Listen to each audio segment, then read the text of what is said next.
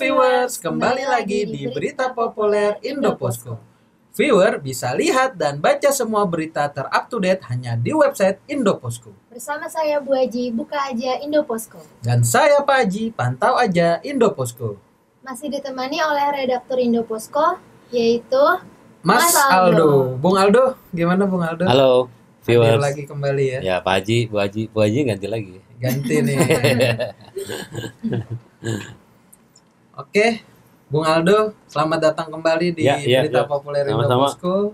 Makasih diundang Pak Haji. Kita masuk ke berita terpopuler yang pertama. Silakan Bu Haji.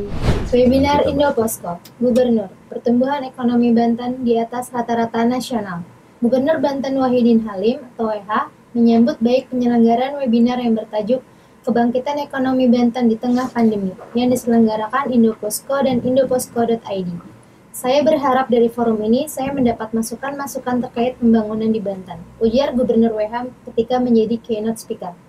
Gubernur mengatakan pertumbuhan ekonomi Banten saat ini mencapai 8,7% di atas pertumbuhan ekonomi nasional.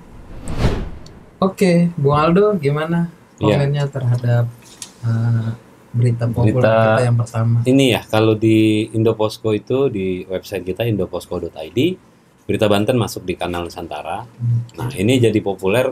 Kemarin itu kan Indoposko mengadakan webinar ya. Webinar itu dalam rangka Pak Haji, Bu Haji, itu dalam rangka HUT ke-21 Provinsi Banten. Jadi Pak Wahidin Halim, Gubernur, itu menyampaikan narasumber kunci atau pembicara kunci itu soal seminar tersebut. Nah, webinar tersebut sekaligus membuka. Ya intinya sih emang temanya soal kebangkitan ekonomi Banten ya di masa pandemi. Dia klaim nih karena yang ngomong langsung Pak Gubernur 7,8% tadi ya pertumbuhannya, dan itu di atas rata-rata pertumbuhan nasional gitu. Nasional aja nggak sampai segitu. Nah Banten itu lebih tinggi dari itu, berarti ini ada satu kepiawaian dari Pak Wahidin Halim sehingga Banten bisa naik pertumbuhan ekonominya. Dan dia di forum itu, di webinar yang diselenggarakan Indoposko juga berharap bahwa informasi-informasi yang menggembirakan bagi rakyat Banten itu, masyarakat Banten itu terekspos begitu. Ini jadi populer Pak Haji, Bu Haji. Biasa sih ya, maksud saya di kanal Nusantara kerap kali tuh berita-berita Banten populer gitu, banyak yang baca gitu. Dan juga dalam rangka HUT Banten yang ke-20 ya. 21 ya? Oh iya. Kalau nggak salah tanggal 4 Oktober ya? Ya, 4 Oktober. Pekan depan lah ya. Pekan depan. Indoposko menyambut aja gitu. Iya, betul. Oke, viewers, kita masuk ke berita yang kedua. Gol telat Ronaldo antar MU menang 2-1 atas Villarreal. Cristiano Ronaldo menjadi pahlawan kemenangan dramatis Manchester United saat menjamu Villarreal dengan skor 2-1 dalam pertandingan grup F Liga Champions di Old Trafford. Villarreal mencetak gol lebih dahulu melalui Paco Alcacer sebelum disamakan oleh gol Alex Telles. Ronaldo mencetak gol kemenangan bagi United di menit-menit akhir pertandingan. Hasil ini membawa Manchester United naik ke posisi ketiga grup F dengan raihan poin 3 poin dari 2 laga. Oke Bu Haji, kita minta komentarnya ya sama Bung Aldo ya. Ya, sepak bola. Bung Aldo nih? Sepak bola ya. Liga Champion Liga Champion. Memang pekan ini kalau sudah masuk Liga Champion itu pasti berita jadi populer. Terutama Manchester United atau MU ya. Ini kan jadi populer lagi-lagi karena seorang CR7 atau Cristiano Ronaldo yang kali ini kembali menunjukkan performanya sebagai seorang bintang, menyelamatkan tim MU dari hasil seri sehingga mencetak gol pada menit-menit akhir. Nah kan yang menariknya itu menurut saya ya, kenapa banyak dibaca oleh pembaca ini. Pertama, sosok Ronaldo itu jadi bahan berita banget buat MU. Kedua, kepahlawanannya seringkali muncul ketika MU itu butuh kemenangan.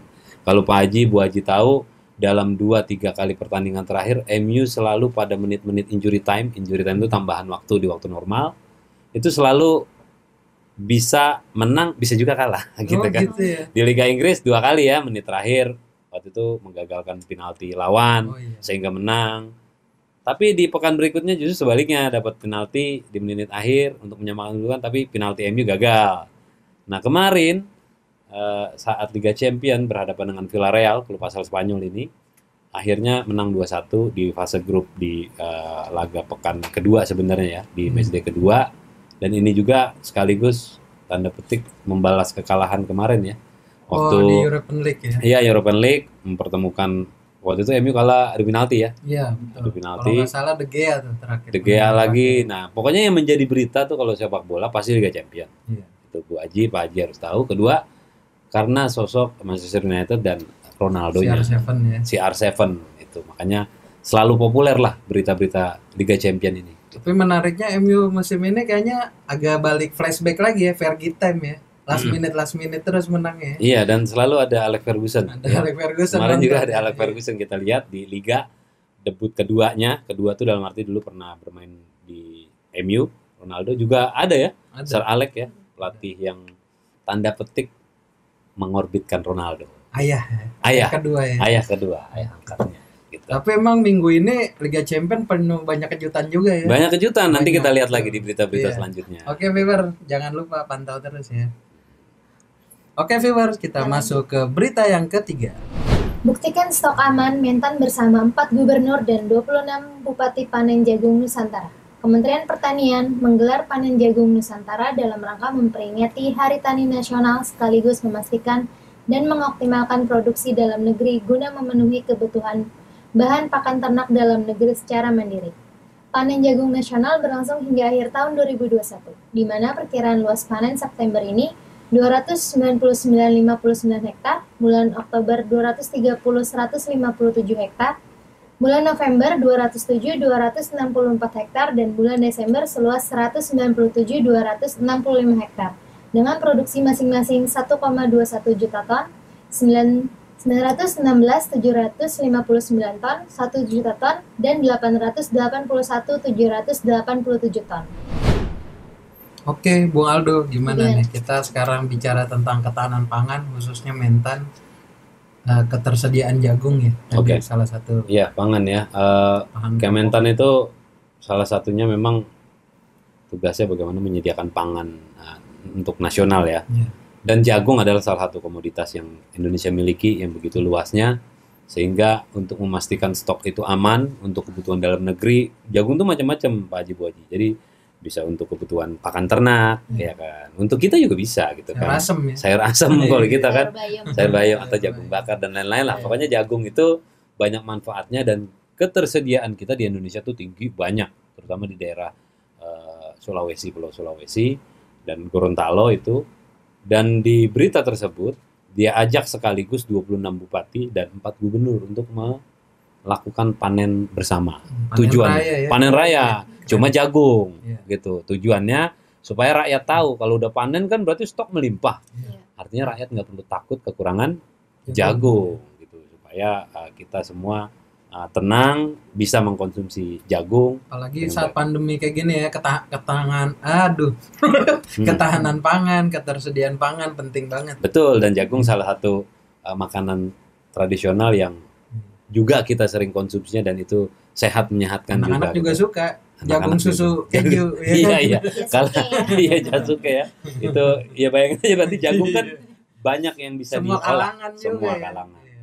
Dan kita harus tahu viewer bahwa kita punya jagung yang melimpah di Indonesia. Kayak gitu. Ayo kita beli produk lokal, Iya, betul. cintai produk Indonesia. Iya, Bung Aldo, Iya. Bu Haji. Iya. Oke, kita lanjut masuk ke berita yang keempat. Sheriff permalukan Real Madrid di Santiago Bernabeu. Sebuah kejutan terjadi di laga grup D Liga Champions saat tuan rumah Real Madrid dipermalukan Sheriff Tiraspol, klub dari Moldova. 1-2 di Santiago Bernabeu. Sheriff unggul terlebih dahulu melalui gol Jasurbek Yasinbov sebelum dibalas Karim Benzema, tetapi Sheriff kembali unggul melalui aksi Sebastian Till. Demikian catatan laman resmi UEFA.com. Kekalahan ini membuat Real Madrid duduk di posisi kedua klasemen dengan 3 poin, sedangkan Sheriff memuncaki grup D dengan 6 poin. Oke, Bung Aldo, gimana? Sepak komennya bola nih? lagi ya? Sepak Iya. bola Bola Liga lagi. Champions nih. Ada Liga kejutan Champion lagi. lagi. Jadi kalau Liga Champion itu pasti yang menarik dan dibaca orang, satu kalau tim besar main, Hmm. kedua ada bintangnya, ketiga, nah ini paling menyakitkan buat para Madridista gitu ya, para penggemar Real Madrid, tim favoritnya harus mengakui keunggulan dari Sheriff Tiraspol. Ini kini klub nggak terkenal nih Pak Haji, Bu Haji. Negaranya aja kita mungkin barangkali asing ya, Moldova. Asalnya dari Moldova. Kedua yang jadi kejutan adalah Real Madrid takluk di kandang. Waduh. Itu. Ibaratnya David kalah sama Goliat ya. Iya. Yang ketiga saat ini berarti di puncak klasmen itu Sheriff Tiraspol itu memimpin. Waduh, dingin di pucuk. Iya. Tapi perjalanan masih panjang buat para Madridista, jangan khawatir gitu. Kalau kan. nggak salah segrup sama Inter ya. Inter Milan juga. Inter Milan, ya. Begitu. Tiraspol. Nah, itu dia viewers tanggapan dari redaktur Indoposko, yaitu Bung Aldo. Dan sekaligus tanggapan tadi menutup perjumpaan kita di Berita Populer edisi minggu ini. Terima kasih untuk Bung Aldo untuk main-main ke Berita Populer ini. Terima kasih, baca terus Indoposko. Dan pantau aja Indoposko. Sekian perjumpaan kita di Berita Populer Indoposko. Jangan lupa untuk para viewers buat terus baca berita populer hanya di website Indoposko. Dan jangan lupa juga untuk like, komen, dan subscribe Indoposko Channel. Sampai jumpa di Berita Populer edisi minggu berikutnya. Bye viewers.